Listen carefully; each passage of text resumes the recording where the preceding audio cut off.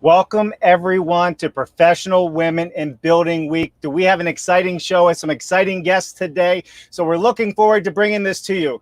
We have people that are inspiring, mentoring, teaching minorities and women in their pursuit of construction-related careers as they excel in each of their own careers. Today on Dave Cooper Live, we are celebrating these rock star women in construction with Christy Powell, WMBE, oh yes, Women Minority Business Enterprise National with 84 Lumber Company, Angela Gardner, Director of Business Development and Marketing, Hill Electric, Rachel Veltri, Owner, General Contractor of Neves Construction, Dana Solomon, Cabinet Operations, CDI Cabinets. Hear each of their professional women in building stories as they give back to the community, assist local schools with work-based programs, spark excitement in areas such as welding, construction, mechatronics, engineering, and robotics. Only right here on Dave Cooper Live, where we are bringing you the people and the processes that are doing it better. So without further ado, let's hop right into this and bring these awesome women into the show. Look at this. I got to hit a bunch of buttons today. This is absolutely wonderful. Welcome, everybody. Thank you. Hello. All right. So we are celebrating Professional Women in Building Week this week. And we should be celebrating this every week, in my personal, humble opinion. Not too long ago, I was out at the house that she built, and we'll get into that in a little bit here, where a bunch of women from across the country even flew in to help build this awesome house. So we want to talk about this today. We want to talk about the diversity. We want to talk about the inclusivity of having more women within the construction industry. And above all, we want to celebrate the women that are in the industry and inspire more women to join us as we move forward, because we will go further, faster together. All right. So with that said, everybody knows at the beginning of the show that Dave's going to say, we want to know everything about you from the moment you were born to this very moment in time. And please do not leave out any of the good stuff from the hospital. We will find out everything. So why don't we hop into it? Rachel, you are up first. Go for it. Hi there, Dave. Well, okay, so how do you sum that all up? My name is Rachel Veltri. I've been in construction for almost 20 years now. Before that, I was in commercial construction. I'd say that I've always kind of forged my own path in life, even as a young child. Always liked to build things. So instead of playing with dolls, I was playing with Tonka toys. And I was playing with Lincoln logs and Legos and building forts and climbing trees. And I was always loved to build. But, also loved animals. So I thought I was going to be a veterinarian. But as time moved on, I got into commercial real estate. And then as as I was building more interest for that, I got into development. And then one day I was working for a company, and a friend of mine said, why don't you, start working towards getting your general contractor's license so you can do this for yourself one day. And I was like, well, I don't know. I mean, I'm pretty happy doing what I'm doing, but, and they said, well, we'll pay for it. You just do it. And I said, now that's a different story. So I started studying, and I got my general contractor's license in Florida. And when we had a crash in 2007 in commercial real estate, I started trying to figure out what to do next. And I had so many contacts, and it just seemed like a good model, because I knew I was seeing a need in doing small service work.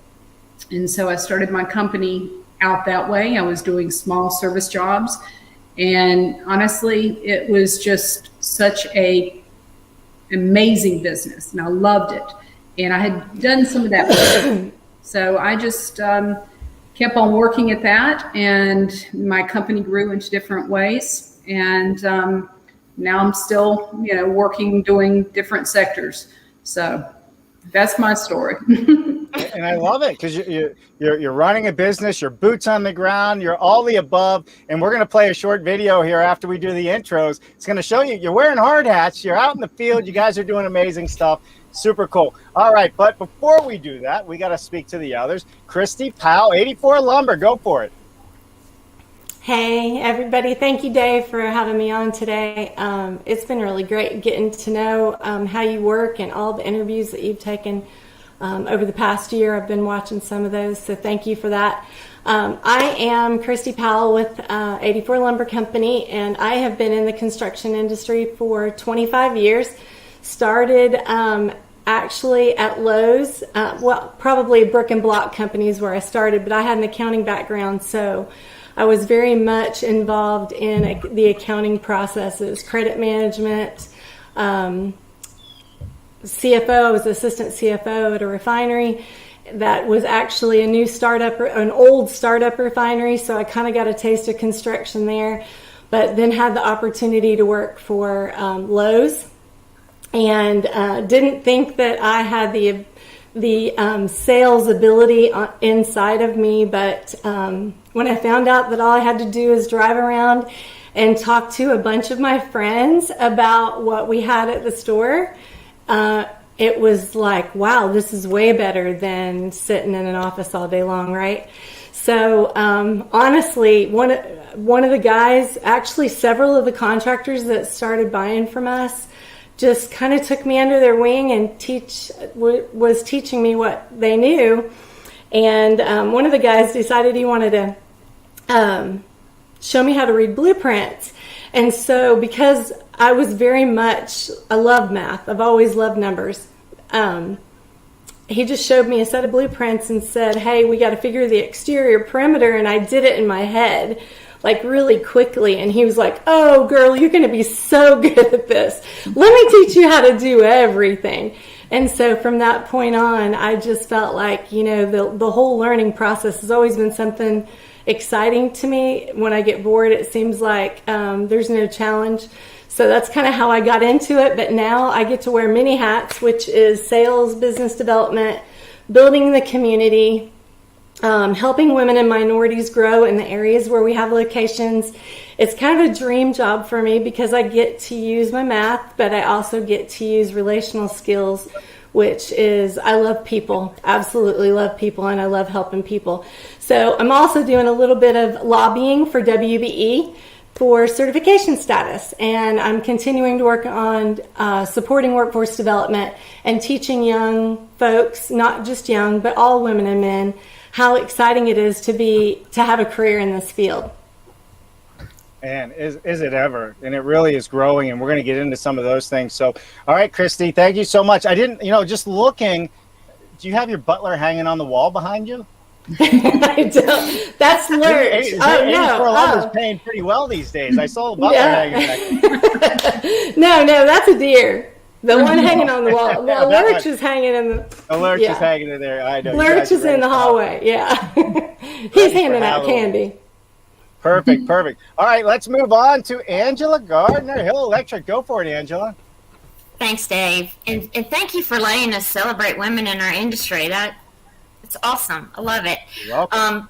I'm Angela Gardner, and actually I was adding up my years in the industry with my daughter this morning, and it's been around 29, but of course I started out, I grew up in the industry. So my granddad was a plumber and my dad's an architect, and so I probably started on a job site at a very early age, young. So it's been quite an adventure. I've worked my way a little bit differently than the other women. So I worked in my family business for a long time. I worked in residential for probably 20 years. And then I kind of got a little bit stuck and bored with that, and I needed to make a transition in order to keep growing. So I moved into the commercial industrial world, and that's where I am right now with Hill Electric. And actually, I call myself a pre-COVID baby because I started there in October of 2019, and it's been awesome. I handle their business development and their marketing, and also I'm helping a teammate with workforce development because we also have challenges finding people. So I really love growing brands in the community, and this is my dream job too, like Christy said. Yeah. Well, welcome. Thank you so much. I look forward to learning a little bit more about what you guys are doing to actually bring more people into Hill Electric, because everybody's struggling with this right now. Everybody's struggling to reach out to the youth, let alone more women in construction. So I look forward to talking about that. All right, we have Dana bringing up the rear. Dana Solomon, please fill us in. Tell us a little bit about who you are and what you do. Okay, thank you, Dave. I appreciate it. My name is Dana Solomon. I'm with CDI Cabinets. And my background, I started in construction actually in about 1995. Actually, maybe a little sooner. I'm going to say probably 93. And I did work at Home Depot for a couple of years in building materials. And I think that was kind of my major introduction to construction. And then in 1995, I went to work for a residential contractor who did remodeling, and I would do remodeling projects. I really cut my teeth on just working in the field. I developed a true love for construction and asked him if he would sponsor me to get my Florida contractor's license, which I secured in 1998. And I opened a remodeling company. I did that for a couple of years and got very burnt out and decided, that's not really my gig, working for other people. So I took a job with Standard Pacific Homes, which had other names previously, but I started out in purchasing with them, and they build, at the time, probably about 1,500 homes a year. So I was one of 3 people in purchasing, and I cut my teeth on learning blueprints, doing estimating, takeoffs, things of that nature, and really learned the scopes of work behind being able to construct these homes. And that job led me to eventually, after across a 14-year span with the company, I ended up taking over the purchasing departments in various Florida divisions in Jacksonville, South Florida, and Tampa specifically, and I supported Orlando, and then also national purchasing out of Irvine, California. So that was a great job and something I thoroughly enjoyed. And I ended up, after a 14-year career there, I decided that I wanted to maybe just take a break and kind of regroup. And I decided to move to the Carolinas with my spouse, and decided I wanted to build my own home. So I secured my contractor's license here in North Carolina, rented for a couple of years, built a home, and went to work with my 2 partners, Chris Craddock and Kyle.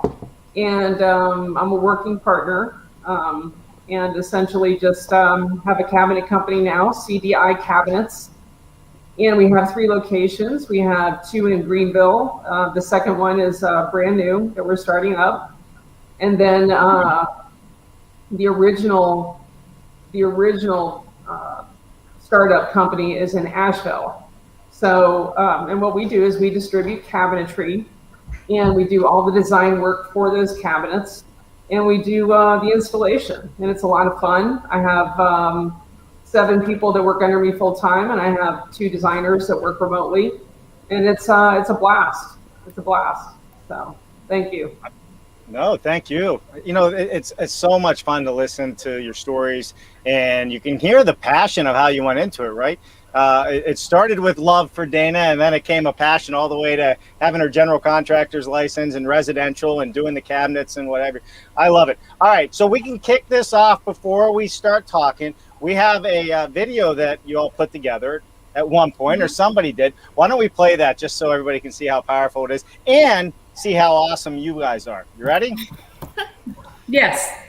Awesome. This is cool. All right, everybody mute yourself.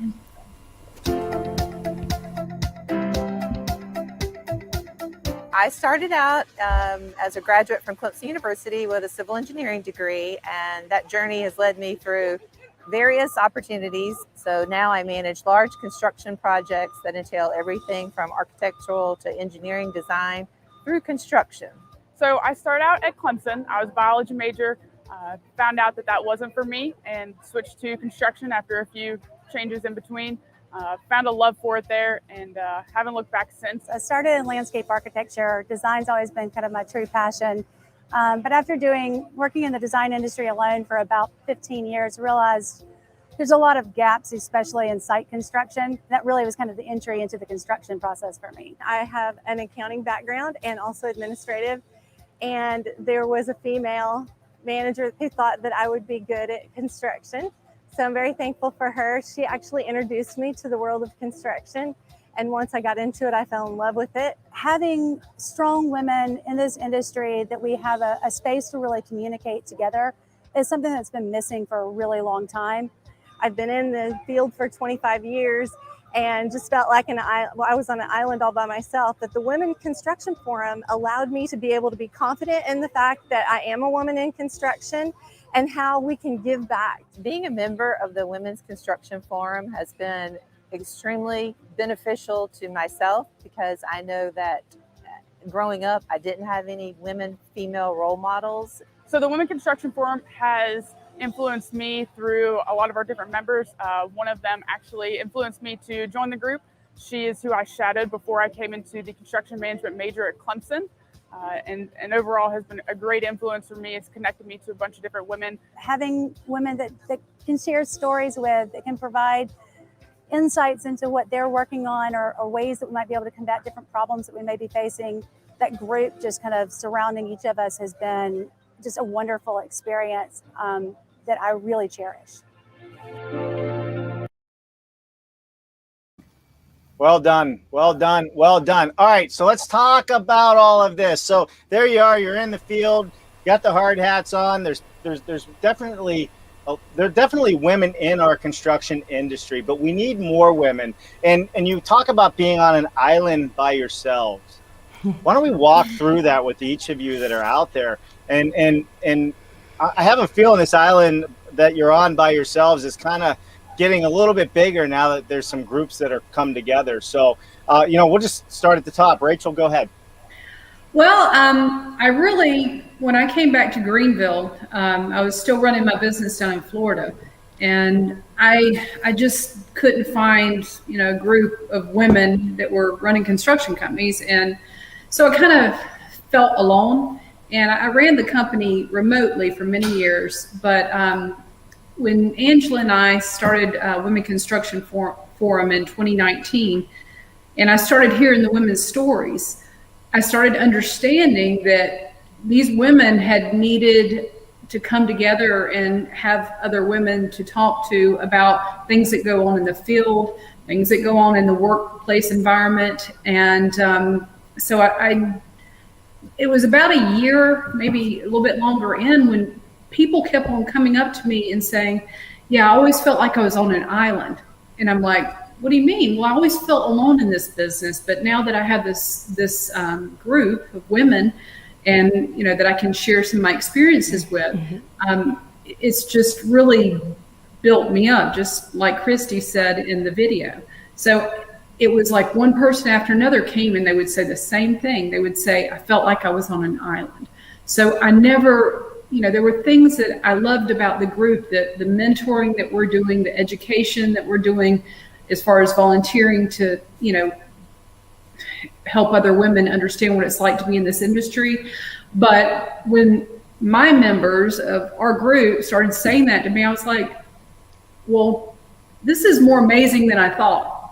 We've actually done something that's actually benefiting these women. We're not just benefiting the students that we go and speak to and some of the volunteer work that we do. So I love it. Angela, how about yourself? Well, I've spent most of my career, a large portion of it in non-traditional roles within the industry. So like running a company during a Great Recession, and then what I'm doing now.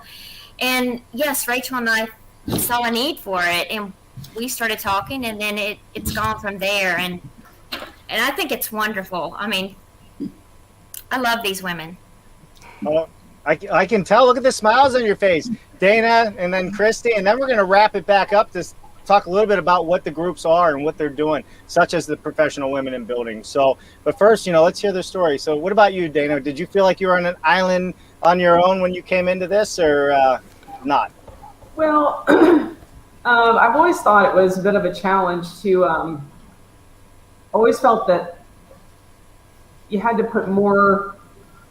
You had to have more proof than men in the industry that you were capable. And in that regard, yes, I felt like I was on an island, not when I was present at work, but I felt like I was on an island when I was by myself, thinking about it. That's when I felt like I was really on an island. Right. Because I was always, thankfully, aggressive enough with my personality to, and also balanced enough to be able to handle, to understand my audience. I think that's absolutely critical with what women do in the industry. We have to understand probably better than anybody who our audience is, who we're talking to, their backgrounds. I feel like we're more research oriented, and I feel like we have to prepare ourselves more effectively to be successful than traditionally the men have had to do in the past. It takes a little bit more effort to fit in, get invited to the lunches, get out of, I was the only woman that sat on the executive team when I was at the Standard Pacific. And I was with a bunch of guys, and I loved it. They were my comrades, and we cared very much for each other, but it took me a while to earn that respect. So. Sure. And how about yourself, Christy?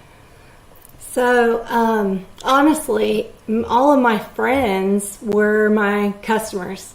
So I was very, very driven, and I was, when you're in sales, obviously everything that you do is what your paycheck looks like is reflective of everything that you do. So what ended up happening once I got a good book of business, I thought, well, I can slow down and spend more time with friends and maybe develop some relationships there. But what ended up happening is when you get a full book of business, then you don't have time for anything else, So it was literally all the people that I sold to, and ironically, I never had a female that I sold to. So even being a female in this industry, I grew up thinking that only the men put the hammer in their hands, right? Like that's just what you think, right? So anyway, the whole, and I've always been male. I love to do fun. I love to go mudding. I don't like to go shopping. I don't care about getting my nails done, it's just, I just fit there better. However, there was a piece of my life that was probably missing, and that's why I felt like I was an island by myself. When I was in the office, I didn't have anybody to really talk to regarding, what we deal with, what women deal with day to day. And we are very creative, and we're very different than men, and that's why when we work together, we do some dynamic things, right? Because we have all the brain power on at the same time. So when it's just you and you think it's just you, and then you're not working with, when you're on an island by yourself, that's kind of how it feels. So when I met these ladies and found out, there are other women who don't want to talk about shopping, and, it was hard to make friends because a lot of women would look at you like, why do you do what you do? Right. And it's because I love it. It was fun and exciting and something different every single day. And I was always jumping through hoops to figure out a way to fix something else. I just thought that was the coolest thing. But so anyway, this group and being able to find women who are in construction has been a big blessing to my life. I've only been in this role for a year, so I literally, my whole life has done a 180 in 1 year. So I went from never being around females to always being around females, and it has been the greatest thing. Well, traveling this country as we have for the last 7 months, and we've been all over from north, south, east, west. And one of the things that we've been seeing a lot of is when we're at these manufacturing facilities, offsite facilities, and even some of the job sites in architect's office, they have a huge female workforce. And guess what? They're doing the detail stuff from plans, engineering, in the factory, cabinet work.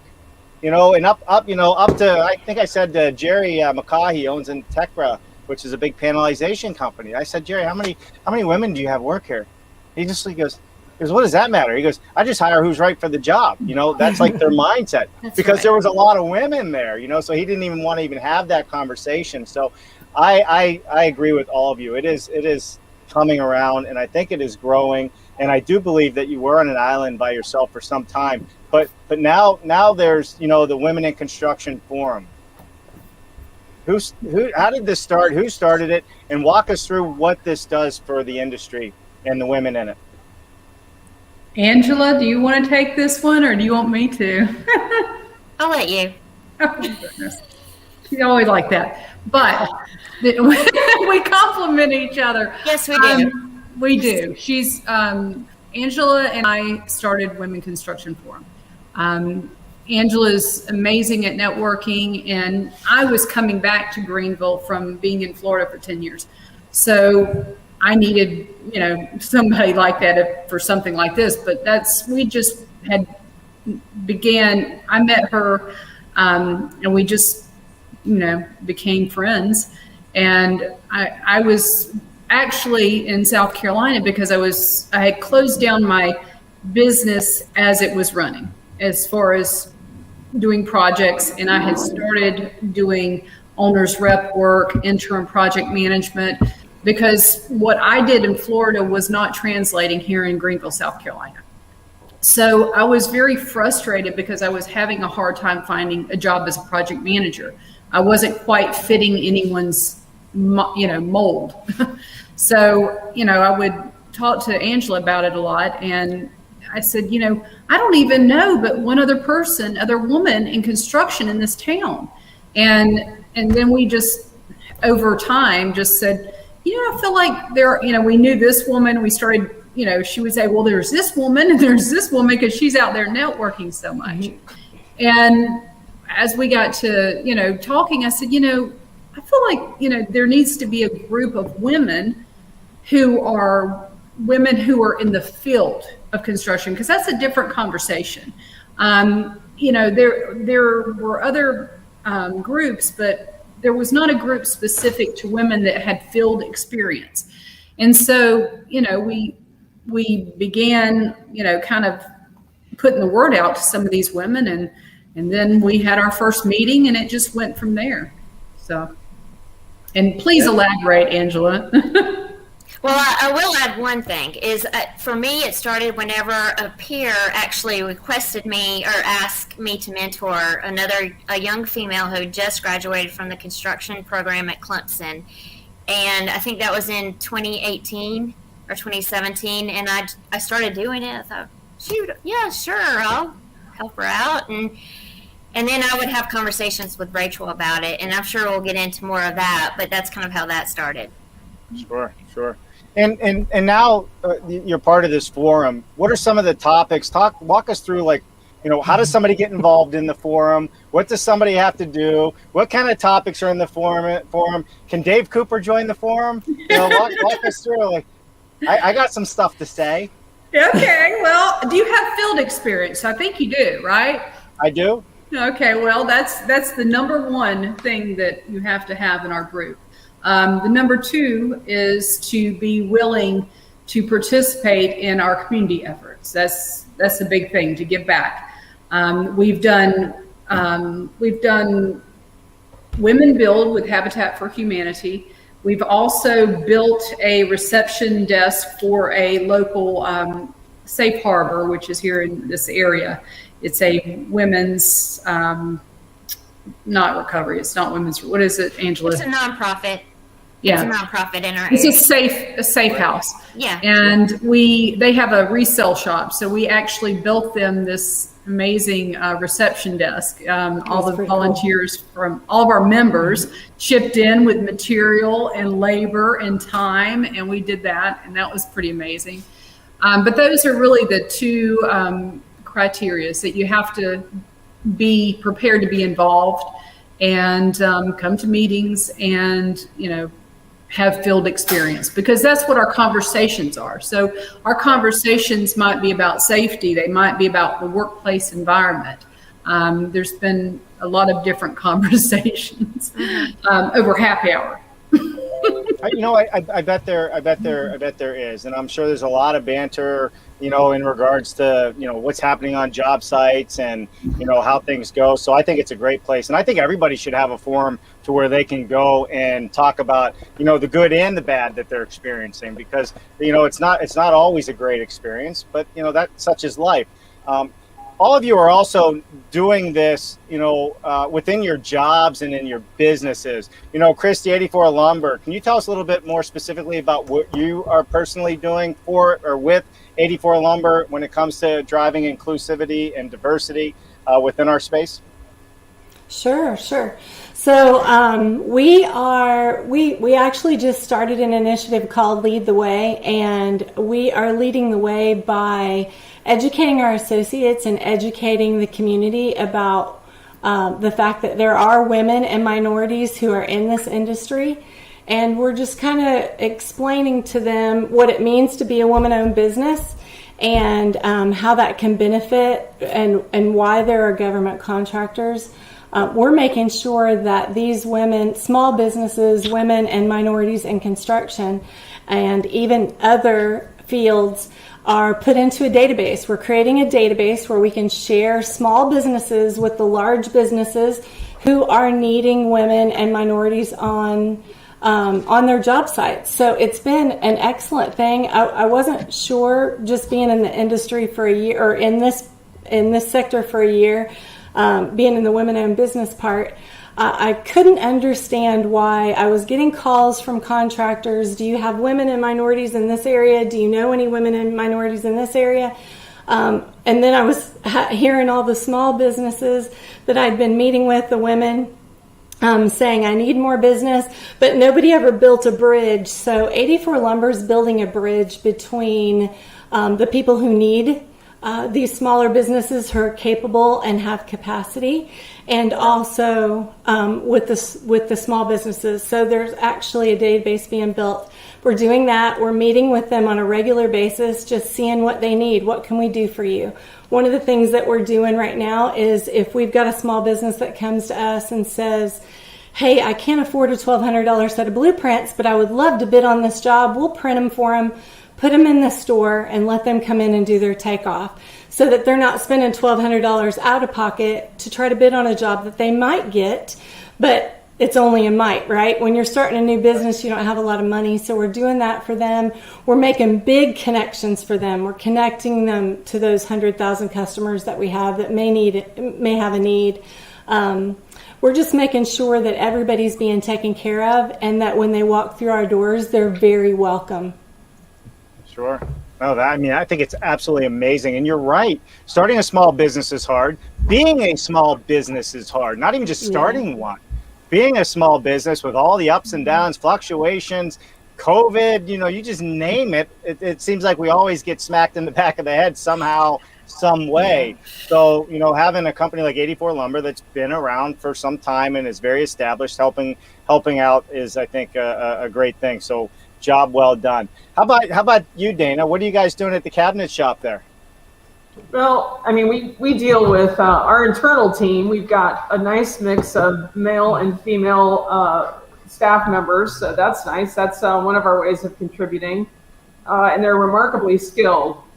We're also actively looking right now for a coordinator position, and we're going to reach out to some of the universities in the area to see if they have a design program and an interior design or cabinet program in their universities. And then our intent is to hire hire a coordinator that, and develop their skills and eventually promote them into a full-fledged design position. So that's a small contribution. We just hired a young man with the help from Upstate Granite Solutions, who we're teaming with. That's our third showroom is actually inside their location. And there's a young man that graduated from Bob Jones College just this past month, actually 2 months ago, and we're hiring him. So he's one of another individuals that we'll be hiring. So Sure. Yeah. How about yourself, Angela? Oh, I thought we talked about everyone else can talk about it. Remind me. Oh, about how that's the women in construction, right? I already mentioned that. Yep. We're just in the workspace. We're kind of going around robin. What kind of programs internally? Because you had the construction forums one.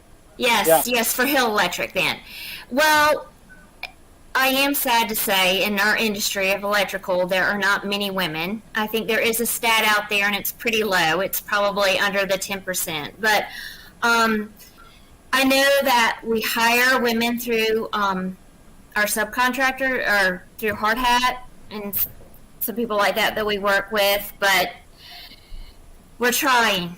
That's why I'm out there too, pushing to get more women in the electrical industry too. So Sure. Well, hey, listen, there's a lot going on. I mean, for all the industries. So, and trying to get diversity. And you're right. You don't see very many female electricians out there. You really don't. How about yourself, Rachel? Oh, well, I was going to say Angela is very involved with workforce development, with a lot of groups in the upstate and so forth. And that's, she does more than she's telling you, putting people together with people at these schools like ACTC and setting people along the path where they can find some of these young people. Right.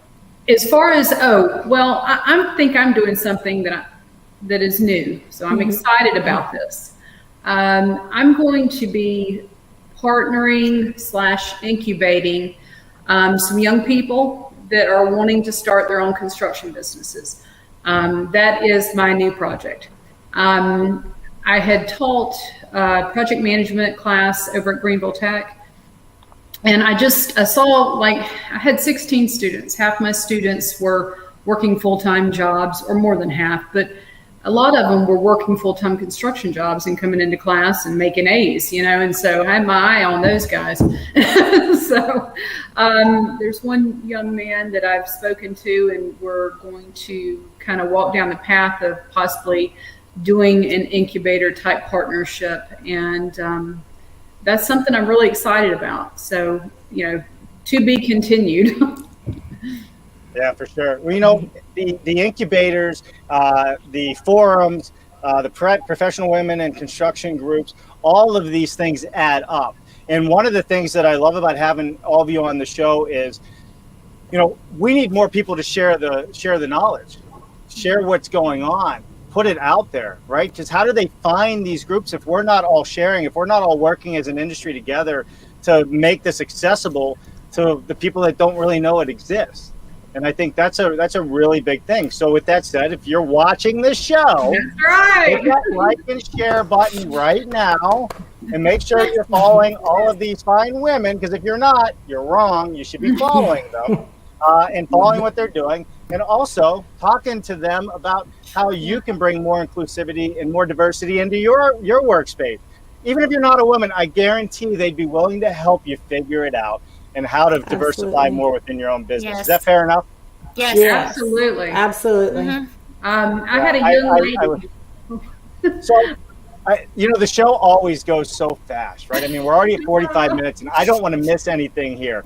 I'm going to end the show with talking about some of the things you really love about it. But let's talk about what we have that is coming up right now. Do you have some upcoming events? How do others get involved? Let's work our way through how this all happens and how people do get involved, and then we'll go from there.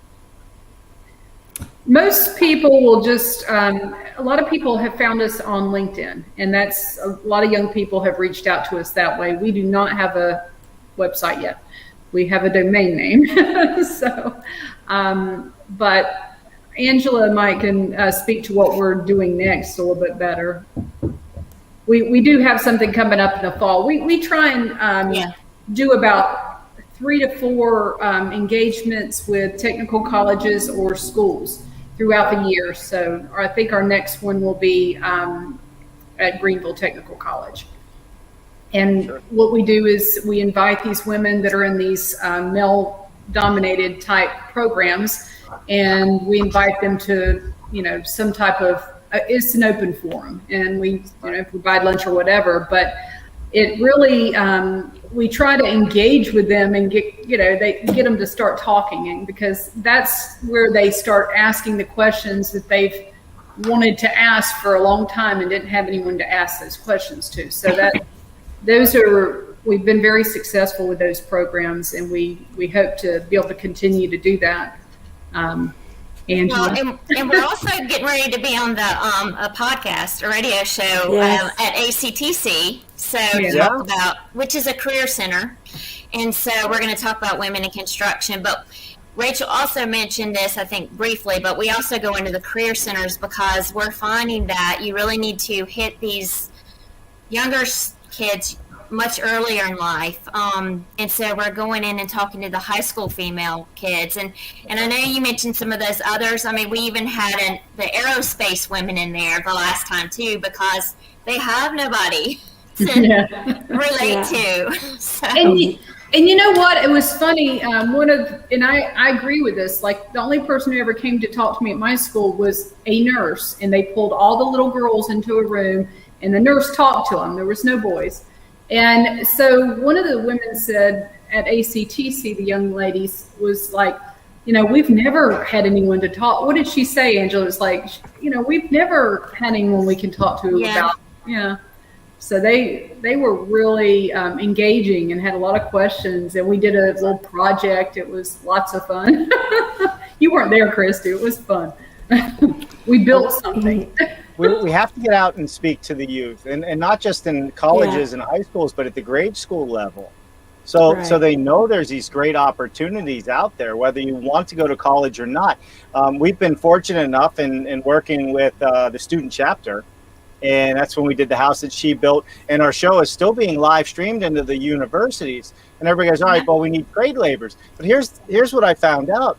The universities, and this is good for you all as well to reach out in the student chapter at the NAHB, is they're tied to the local community, because they're starting to realize that you can have all the higher education you want, you can design and engineer the greatest of everything, but if you don't have people to help you implement it, you're not going far.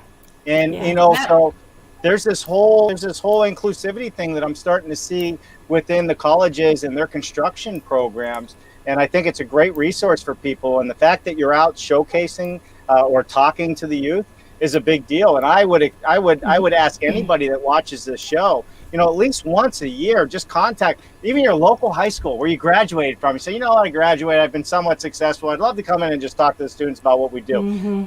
It makes a big difference. And they're dying for people to come in and talk. Yes, they are. They really are. Yeah. One of the things that 84 did this year was we sponsored the Boy Scouts in Charlotte, North Carolina. We actually sponsored all of them, paid their registration for them to do a 12-week study of building a shed. They were actually building a shed from the very beginning to the end, and I think the end is in November, and it's a Saturday event, and we wanted kids and their parents to also be involved. So those were for middle schoolers. So that was very cool, because what we have determined in all the conversations that we're having nationally is that these kids, by the time they get in high school, are already making up their mind what they're going to do. So if we can plant that seed in grade school with the House That She Built book, right? Or we can plant seeds in middle school, we feel like we might have a little bit better opportunity.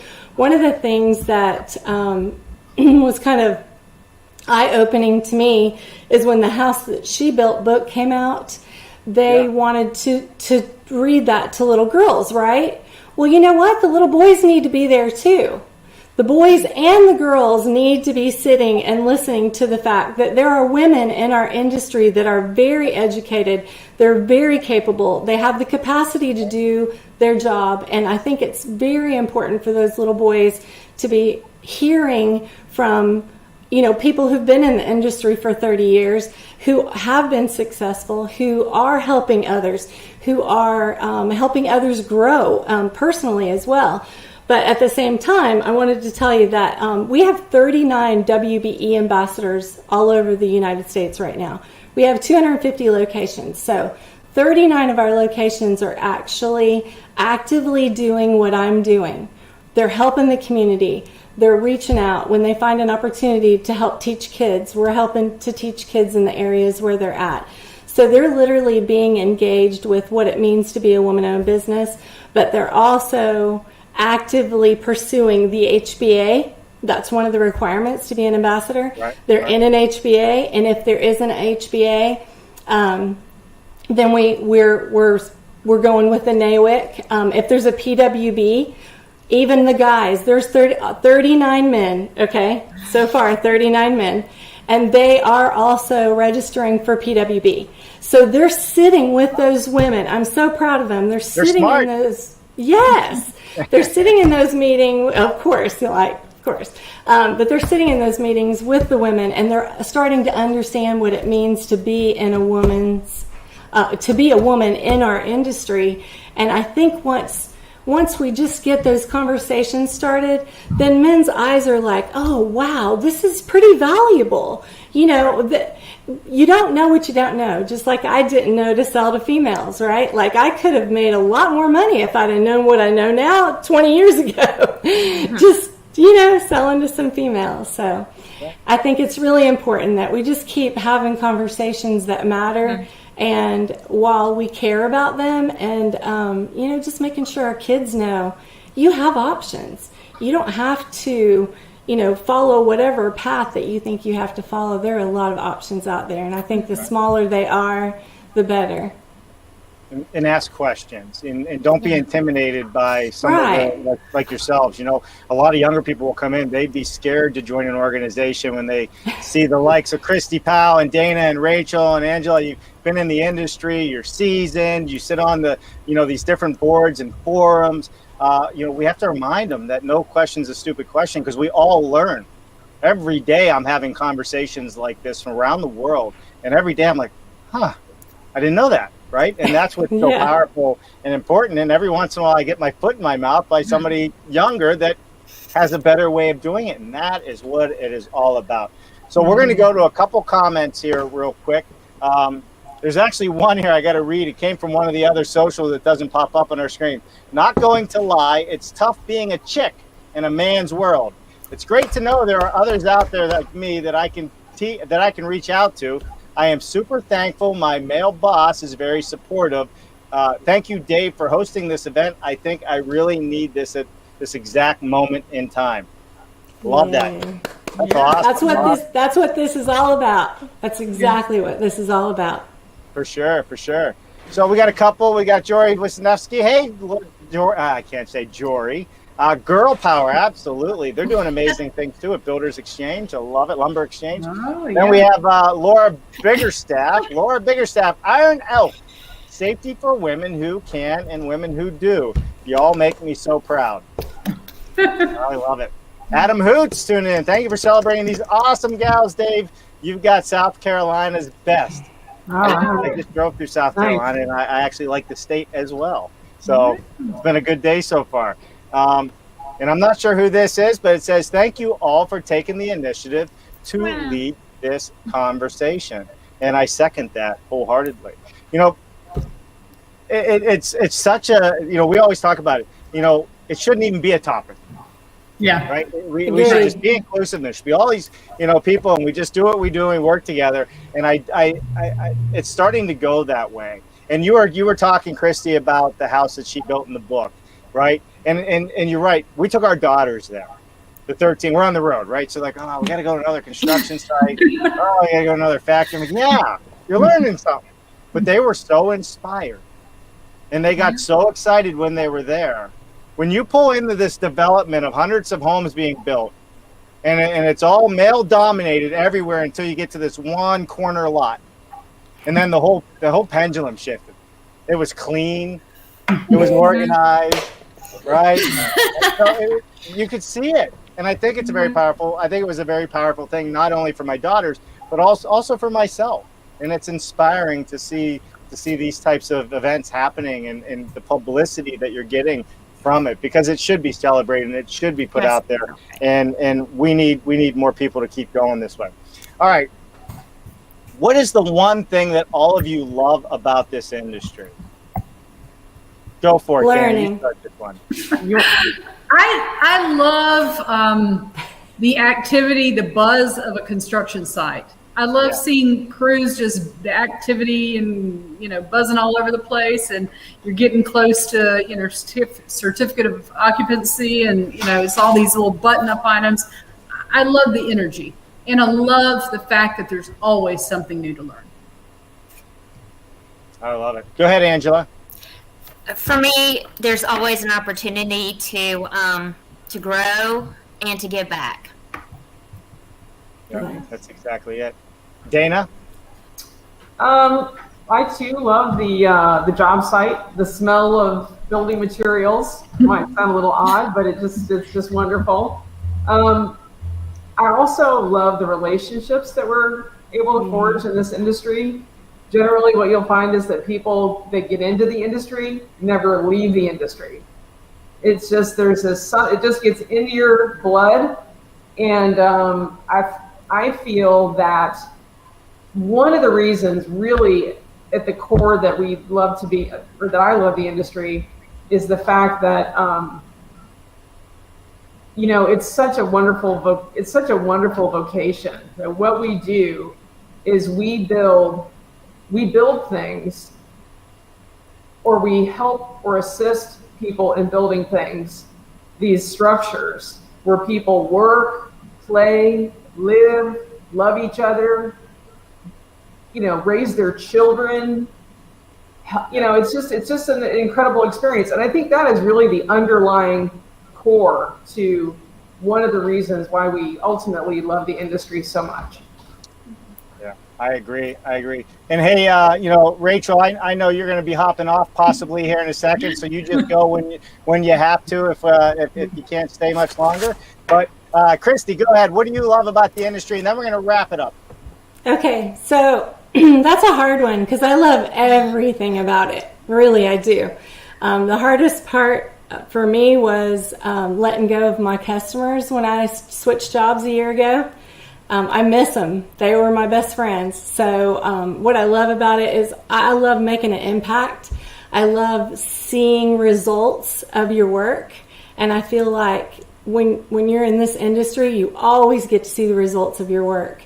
And the relationships, just the friendships that I made over the years, the people in my life, the men and the women in my life that have really supported me. I just can't say good enough things about all the people that have been really good to me. Billy Ball and Judy Donnell are two of my favorites at 84 Lumber. They've been very instrumental in just being there for me. And a lot of times that's really all you need is somebody to just be there for you. And so you don't feel like you're on an island by yourself. But a lot of things about it, and mostly learning. I'm a learner. I'm always learning something. And with this industry, it's always going to happen, right? Like every day.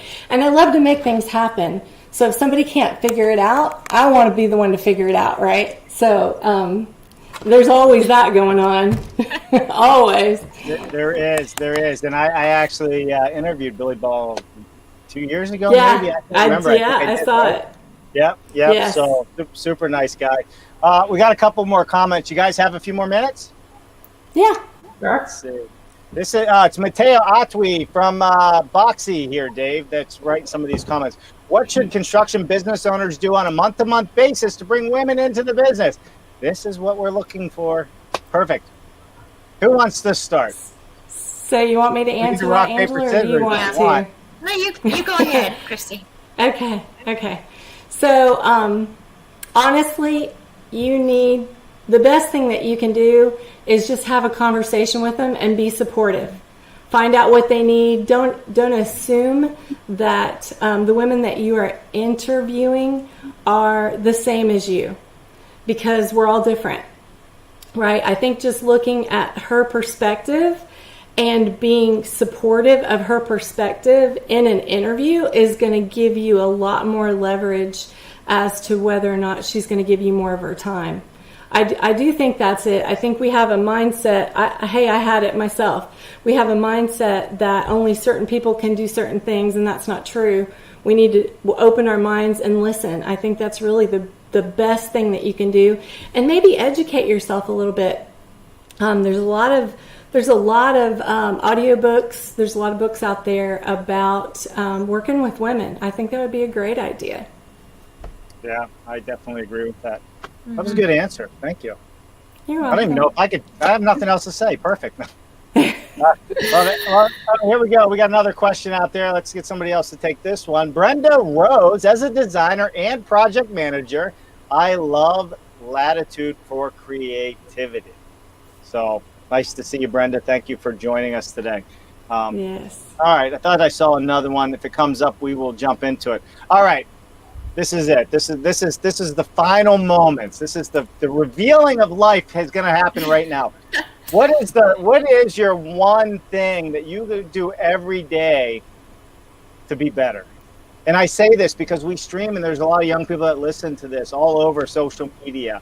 You know, what's your one thing every day? Do y'all have your one thing? My one thing is I got to have a really good cup of coffee. I mean, it's just, my brain doesn't work unless I have that cup of coffee. So it can be as simple as that. Go ahead, Angela. Well, I exercise, and I read books, helpful books that help me kind of get my mind started in a grateful mindset. So that's what I would encourage. I love it. Perfect. Yeah. Perfect. All right, Dana, go ahead. Well, I also exercise. I think it's important to take care of yourself physically, which it also affects certainly your mental state. But also, I think just trying to, I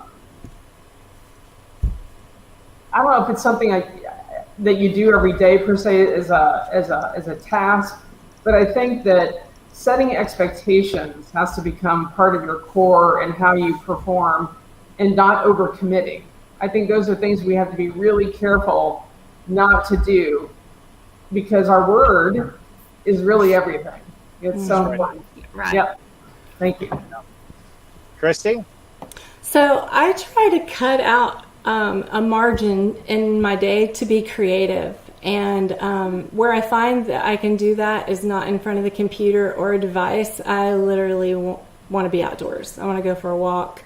I think that's just a really good place for you to clear your mind and be creative, because if you don't have energy to do what you do well and continue to be passionate about it, then it's going to be hard for you to accomplish your goals. The other thing is just relationships with people, making those a priority. And obviously I love exercising too, so that does help. And coffee. I like exercising and coffee. Yeah. But I think those two things are probably the most important, is just finding time to think, put everything down for a minute. You know, don't consistently work yourself to death. You can't think about being creative or how you can help other people, right? When your mind's constantly going, you tend to get self-focused instead of reaching out and helping other people when you can get your thoughts together. Sure. Perfect. Is there anything that you need as a group in any of the forums and the PWB that other companies can help you with, whether it's safety gear, work gear? I don't know. Is there anything that we can put out there to help you grow, be better, make more content, get the word out? How can we come together as an industry and drive more of this conversation? I'm going to let you answer that, Dana or Angela. Okay, I'll try. I think it goes back to the bridge that we were talking about earlier, building bridges. How can the entire industry help as a whole? I think it's really just about once again, the relationships, but also keeping the networking going, by whatever means. And I think also reaching people at an age where they're impressionable, and not just talking to them about the merits of, a particular trade, but just about the beautiful lifestyle that someone can have. And I'm not talking about necessarily wealth, but just the real joy and fullness of what the construction industry can actually bring to somebody's life. And I think that for all of us in this industry, or in this group in particular, we love it. And we care so much about each other because we actually really get each other. We all have very different personalities, but we all know each other at like our core because we have the same things that make us tick. So I think just building the bridges, having our peer group, men and women that will keep us in their minds. And I think the key to that is what Christy was talking about, which is the relationships that we build. Right. And that's our greatest instrument, really. For sure. It is such an open, collaborating industry once you get into it and you talk to people, even if you're competitors. It's quite amazing, and I've seen that, and I've been watching it all across the country, over the last 7 months. So, Angela, Christy, Dana, thank you so much for taking time out of your day today. Thank you, Dave. Appreciate it. Thank you. Thank you. Yeah, Take care, everybody. Amazing. So don't go anywhere. We'll come back to the three of you after the outro here. And everybody else out there, we are not having a show this Wednesday, but we will be back live Friday, BS Friday, and it is not the BS you all are thinking. Building Science Friday with Mark Bare Naked Willie. As always, we have a great time, and we'll see you also Saturday morning, Coffee with Dave, where we discuss what happened the previous week and this upcoming week. And again, just put it on your calendars. This Wednesday, there is no show. We have a family matter to attend to, so that's just the way it goes. And the three of you keep doing amazing things.